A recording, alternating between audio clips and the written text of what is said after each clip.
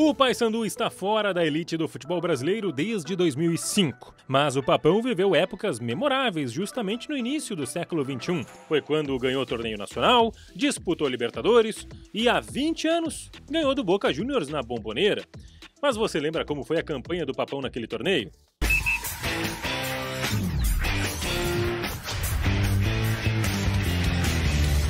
Foi, como falamos antes, uma época memorável. Em 2002, o Paysandu ganhou a Copa dos Campeões, um torneio disputado por campeões regionais, sempre com jogos no nordeste do país. O triunfo decisivo veio em cima do Cruzeiro nos pênaltis. A taça levou o Papão, pela primeira vez, à Libertadores da América, tornando-se assim o primeiro clube do norte do Brasil a jogar a maior competição do continente. A estreia aconteceu fora de casa. O Papão foi a Lima encarar o Sporting Cristal e depois de um primeiro tempo zerado e com sustos, o time do Norte venceu na etapa final. Robigol, principal atacante da equipe naqueles tempos, abriu o placar e marcou o primeiro gol do time na história da Libertadores. Minutos depois, Sandro Goiano, que seria ídolo também no Grêmio mais tarde, fez um golaço para definir o placar em 2-0. Nas duas rodadas seguintes, jogando no Mangueirão, o Paysandu empatou com o Cerro Porteño e saiu perdendo para a Universidade Católica. Mas o Papão de Dario Pereira tinha Robson, o Robigol. Ele marcou 2 vezes, 3-1.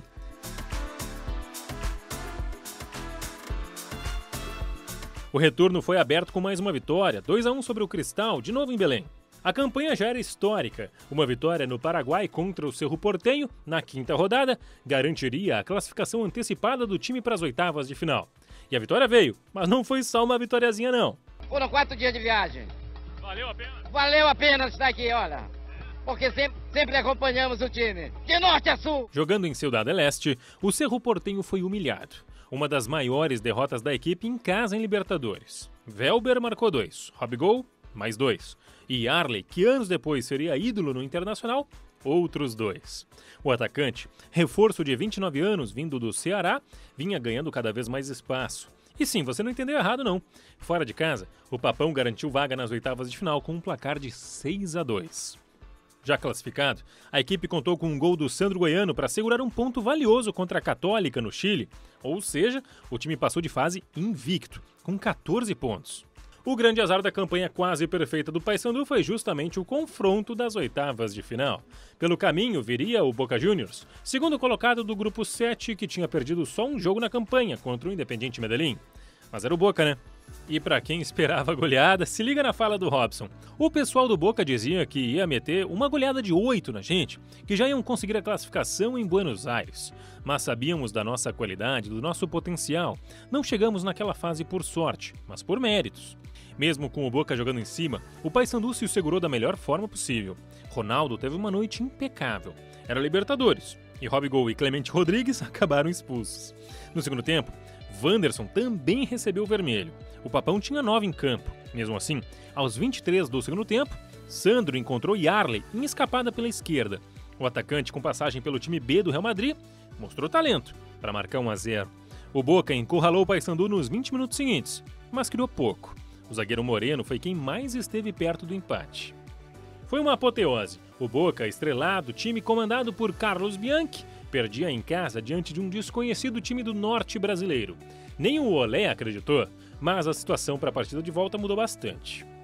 Eram 57 mil pessoas no estádio Mangueirão, entre elas o jornalista Milton Neves, que chegou a dar uma volta olímpica antes de a bola rolar. Deu azar. Guillermo Schelotto foi o grande nome da noite em Belém. O atacante marcou 2 vezes, sendo a primeira delas antes dos 15 minutos. O Paysandu até empatou com Lecheva, mas logo depois Delgado fez Boca 2-1. Schelotto fez ainda aos 22 e aos 25 minutos, 4-1. O Papão estava sendo engolido. Até descontou no fim num gol contra do Delgado, mas de nada adiantou.